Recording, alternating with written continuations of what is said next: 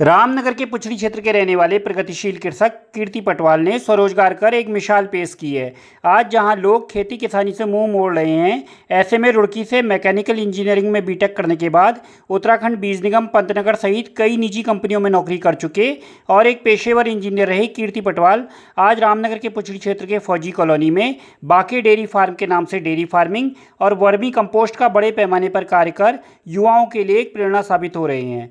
रामनगर के कोसी नदी के किनारे पुछड़ी क्षेत्र में वर्ष 2018 में कीर्ति पटवाल ने डेयरी फार्मिंग की शुरुआत की, जहां महज 4 गायों से शुरू हुए इस डेयरी फार्म में आज 50 से भी अधिक गाय मौजूद हैं, जिनका रखरखाव एक कॉमर्शियल डेयरी फार्म की तरह है और बड़ी मात्रा में दुग्ध उत्पादन के साथ गायों की उन्नत किस्म की नस्ल भी तैयार कर रहे हैं। लेकिन कीर्ति सिर्फ यही नहीं रुके। लगभग 3 वर्ष पूर्व उन्होंने कॉमर्शियल तरीके से वर्मी कंपोस्ट पर भी कार्य करना शुरू किया है।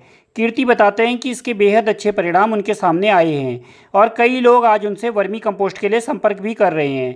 इंजीनियरिंग क्षेत्र से अचानक कृषि की ओर रुझान करने के सवाल पर कीर्ति बताते हैं कि उत्तराखंड बीज निगम पंतनगर में नौकरी करने के दौरान उन्होंने वहाँ डेयरी फार्मिंग का काम बारीकी से देखा, जिसके बाद उनकी रुचि इस क्षेत्र में जगी। वर्ष 2018 में उन्होंने महज 4 गायों से डेयरी फार्म की शुरुआत की। आज 50 से अधिक गौवंश उनके पास हैं। डेयरी फार्म करने के दौरान ही उन्होंने वर्मी कंपोस्ट का कार्य भी शुरू किया। बीते 3 सालों से भी अधिक समय से वह प्रोफेशनल तरीके से वर्मी कंपोस्ट का कार्य कर रहे हैं। आज उनके पास वर्मी कंपोस्ट लेने बड़ी संख्या में स्थानीय कृषक आ रहे हैं। कीर्ति कहते हैं कि कृषि में भी व्यापक संभावनाएं हैं, जरूरत है तो समझ विकसित कर योजनाबद्ध तरीके से काम करने की। कीर्ति पटवाल आज युवाओं के लिए एक प्रेरणा स्रोत है। सर मयंक भाई, पहले तो मैं आपको बहुत बहुत धन्यवाद देना चाहूँगा कि आपने हमारा फार्म में विजिट करा। हमारा ये बाके डेयरी एंड वर्मी कंपोस्ट नाम से हमारी यूनिट है। ये ग्राम पूछड़ी में पड़ती है, नियर ये घाट से हमारी बाहर की जो रोड जाती है फौजी कॉलोनी में। मयंक भाई, इस समय मेरा नाम है कीर्ति पटवाल और मैं एक डेयरी इंटरप्रेनर और मैं वर्मी कंपोस्ट में काम कर रहा हूँ। और आप जैसे देख रहे होंगे कि आजकल गवर्नमेंट का एक बड़ा एक इनिशिएटिव चल रहा है, खेत बचाओ अभियान। क्योंकि ये देखा आपने, हमने पेस्टिसाइड इंसेक्टिसाइड का यूज़ काफ़ी हो रहा है आजकल और उससे काफ़ी हमारी खेती को नुकसान हो रहा है। तो ये मैं वर्मी कंपोस्ट काम पिछले 3-4 सालों से कर रहा हूँ और अच्छे हमसे किसान जुड़े हुए हैं, जागरूक किसान जुड़े हुए हैं, जो हमसे खाद लेते हैं। और अब अच्छी यहाँ पे हमारे लोकल फार्मर भी काफ़ी उजागर हो चुके हैं कि जो इस समय, क्योंकि यूरिया भी नहीं मिल रहा है और एनपीके में बड़ी मतलब कमी हो रही है बहुत। और ये अभी जैसे हमने आम और लीची का यहाँ पे फल टूटा है, तो इनको भी खाद की ज़रूरत पड़ती रहती है। तो हमारे ये फार्मर जो मतलब काफ़ी नॉर्मली वर्मी कंपोस्ट के बारे में कई किसानों को पता नहीं होता है।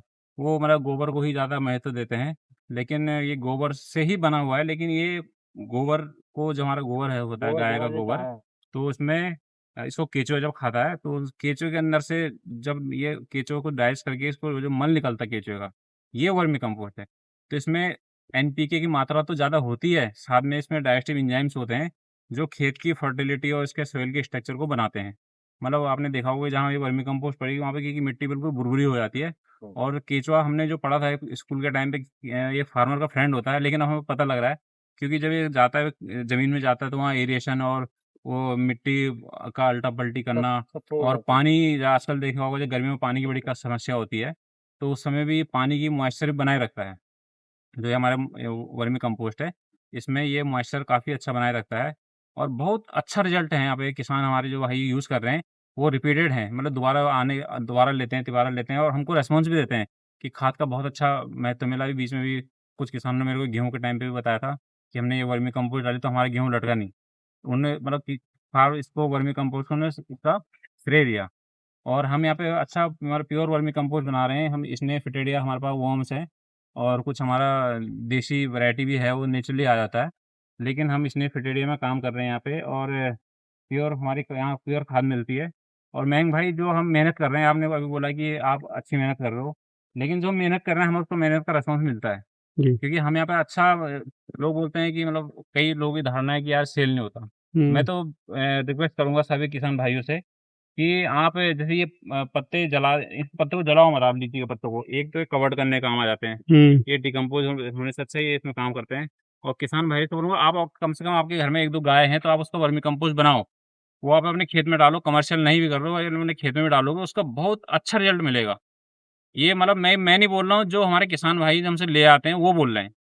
तो और ये विचार कहाँ से आया आपको और आपने इसके संबंध में कोई शिक्षा ली है, क्या है? एक्चुअली ये विचार पहले हमारा जो ये काऊ डंग है, हमारे पास 40 के आसपास एनिमल्स हैं और हमारे गाय का गोबर था, ये फ्री में बिकता था।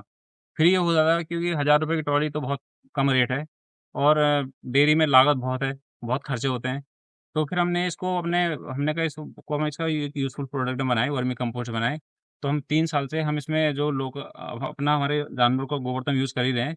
साथ में हमारे नियर बाय में डेयरी फार्म है, हम उनसे भी गोबर खरीद लेते हैं जब हमको ज़रूरत पड़ती है और मैक्सिमम खरीदते ही हैं।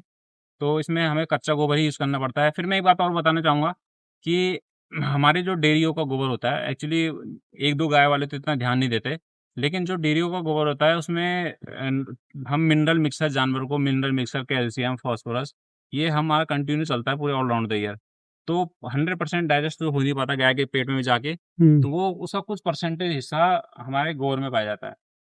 तो उसमें भी एक तो गोबर की ताकत होती है, फिर हमारे मिनरल मिक्सर जो ज़मीन को चाहिए होते हैं असली पोषक तत्व, वो हमारे गोबर में आ जाते हैं। फिर इसको केंचुआ खा के उसमें और न्यूट्रिशन वैल्यू उसकी बढ़ा देता है। तो मतलब काफ़ी अच्छी खाद मानी जाती है और इसकी लागत भी बड़ी कम पड़ती है। किसान सोचता है कि 8 से ₹10 किलो हम यहाँ पे सेल कर रहे हैं, किसान सोचता है ये बहुत महँगी है, जबकि इसकी महँगी नहीं है ये। किसान गोबर डालता है, वो कब उसके खेत में कितना असर दिखाता है, कब वो डाइजेस्ट होता है, कुछ पता नहीं है। उसने संतुष्टि के खेत में गोबर डाल दिया, उसको कितना नुकसान कर रहा है, उसमें वीड बहुत जम जाती है कच्चे गोबर में और ये इसको हमारा वर्म्स है जो अर्थवर्म है, उसको पूरा डिकम्पोज़ करके तो वो उसके जो जैसे हमारी गाय ने सपोज़ कोई चारा खाया और वो हमारे फ़ील्ड में चारा आया, तो वो 100% तो खाती नहीं है, वो गोबर में निकल जाता है। फिर हमने उस गोबर को फ़ील्ड में खेत में डाल दिया, तो वो वीट मतलब घास के फ़ॉर्म में वो खेत में हमारे जम जाता है। लोग बोलते हैं घास बहुत हो रही है, इसलिए कोई यही कारण है। आप वर्मी कंपोस्ट यूज़ करोगे तो इसमें घास नहीं होती, सबसे मेन बात। इसकी न्यूट्रिशन वैल्यू बहुत ज़्यादा होती है। लेबर कॉस्ट आपकी बहुत बचती है। इसमें आपका ह्यूमन लेबर मतलब घर की जो आपके वो है, वो खुद ही हर पेड़ में या हर किचन में खुद ही डाल सकती है। यदि आप गोबर डंप कराओगे एक ट्रॉली से, आपको लेबर लगानी पड़ेगी। तो वहाँ भी आपका पैसा बचता है। तो ये यदि इसका निचोड़ देखा जाए तो ये बहुत सस्ती पड़ती है और बहुत अच्छा रिस्पॉन्स है इसका। मैंने आपको कई बार बताया इसका रिस्पॉन्स बहुत अच्छा है तो आप और जो किसान हैं, उनको क्या संदेश देना चाहेंगे? मैं किसानों को ये संदेश देना चाहूँगा कि देखो पहले लोग भी अब तो एनपीके, यूरिया का अब तो एक ट्रेंड चला हुआ आ रहा है कि यार पड़ोसी ने डाल दिया यूरिया तो मैं रह गया तो मैंने भी डालना है भैया।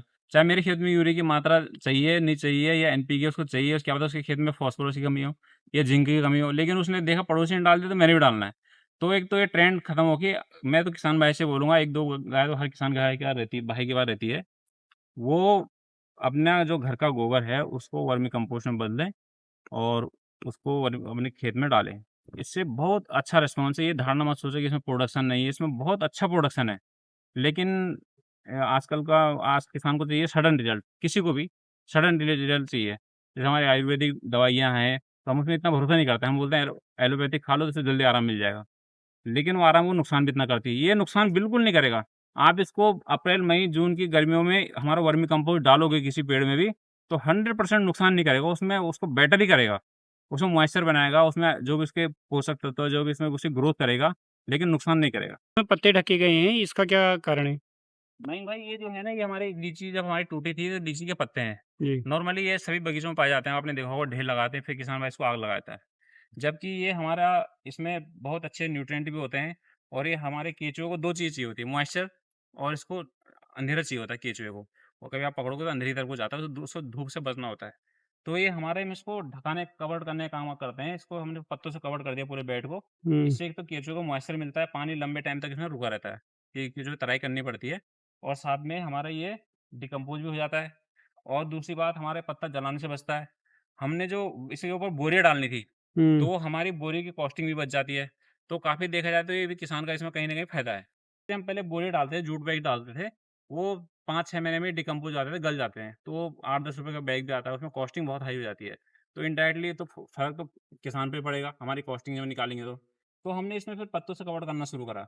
एक तो ये डिकम्पोज़ ईज़िली हो जाते हैं, दूसरा हमारा ये वेस्ट ही है बगीचे का, तो हमारे यहाँ ये यूज़फुल प्रोडक्ट में काम आ जाता है। तो हम जूट बैग नहीं डालते, हम इस पत्तों से कवर करते हैं, जिसमें मॉइस्चर और इसको कवर करने का काम करते हैं।